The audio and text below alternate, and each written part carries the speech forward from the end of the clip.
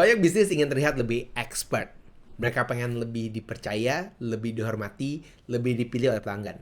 Tapi ketika mereka menunjukkan keahlian mereka, hasilnya justru sebaliknya. Marketing mereka terdengar seperti kami yang terbaik, kami paling berpengalaman, kami nomor satu. Dan masalahnya, semakin keras Anda mengatakan bahwa Anda hebat, semakin sedikit orang yang percaya. Jadi bagaimana caranya menunjukkan expertise Anda tanpa terdengar sombong? Dan bagaimana caranya membangun trust tanpa harus terus-menerus membanggakan diri Anda? Itulah yang bakal kita bahas dalam episode kali ini. Halo semuanya, kembali lagi dengan saya Randy Somoyono. Selamat datang di Indonesia Digital Marketing Podcast, tempat kita membahas strategi digital marketing yang membantu Anda mendapatkan lebih banyak pelanggan. Di dalam episode ini, kita akan membahas elemen ketiga dalam story brand framework, yaitu guide. Karena dalam story brand, pelanggan nggak cari hero. Pelanggan mencari seseorang yang bisa membantu mereka untuk menjadi hero dalam cerita mereka. Dalam hampir semua cerita yang bagus, selalu ada seorang guide. Luke Skywalker punya Obi-Wan Kenobi dan Yoda. Di Karate Kid, ada Mr. Miyagi. Frodo punya Gandalf. Guide bukan tokoh utama. Tapi guide selalu memiliki sesuatu yang sangat penting, yaitu trust atau kepercayaan.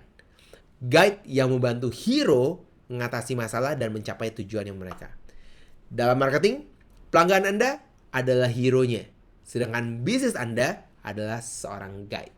Tantangannya begini, banyak bisnis yang ingin menjadi hero. Mereka yang ingin menjadi pusat perhatian. Mereka ingin menjadi yang paling hebat dari antara semuanya. Padahal pelanggan lagi gak cari hero baru. Mereka cari seseorang yang bisa membantu mereka untuk mencapai goals-nya mereka.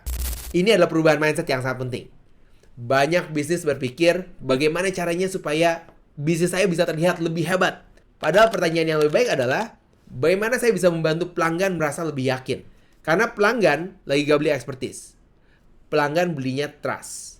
Dan trust muncul ketika mereka percaya bahwa Anda bisa membantu mereka. Dua hal yang setiap guides butuhkan. Dalam story brand, ada dua hal yang membuat seseorang layak menjadi guide. Yang pertama adalah empathy. Pelanggan ingin merasa dipahami. Mereka ingin tahu bahwa Anda bisa mengerti situasinya mereka. Mereka pengen tahu gimana caranya Anda memahami frustrasinya mereka. Contohnya, banyak bisnis kesulitan mendapatkan pelanggan dari website mereka. Kalimat sederhana seperti ini menunjukkan saya mengerti masalahnya Anda, dan ketika pelanggan merasa dipahami, mereka mulai membuka dirinya mereka. Yang kedua adalah authority. Setelah empati, pelanggan ingin tahu kenapa saya harus percaya sama Anda. Nah, di sini authority berperan. Authority bisa datang dari pengalamannya Anda, sertifikasi, hasil, studi kasus, jumlah klien, penghargaan. Namun ada satu kesalahan besar yang sering dilakukan. Mereka hanya menunjukkan authority tanpa menunjukkan empati. Kalau ini dilakukan, kelihatannya jadi arogan.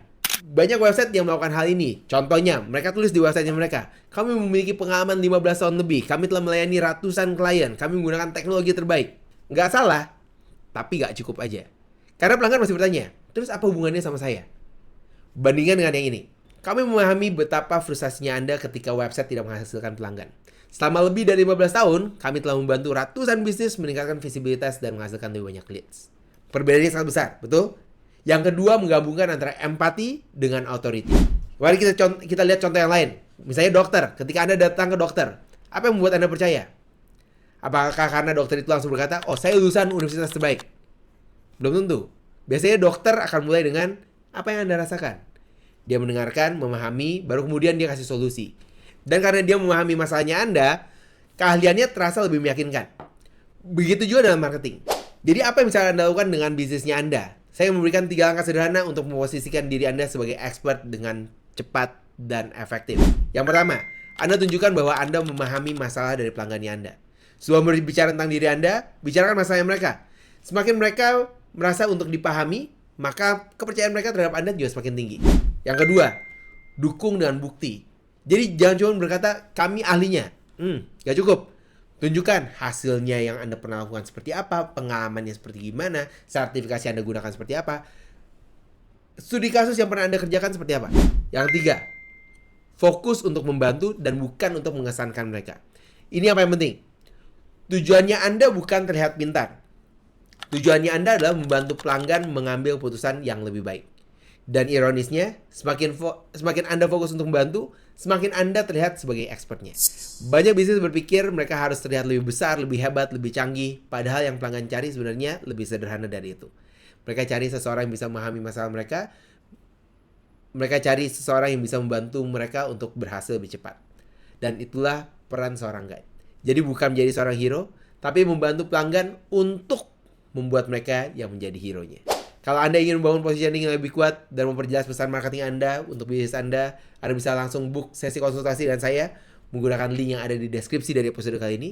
Dan jangan lupa untuk follow Indonesia Digital Marketing Podcast untuk mendapatkan insight dari marketing berikutnya.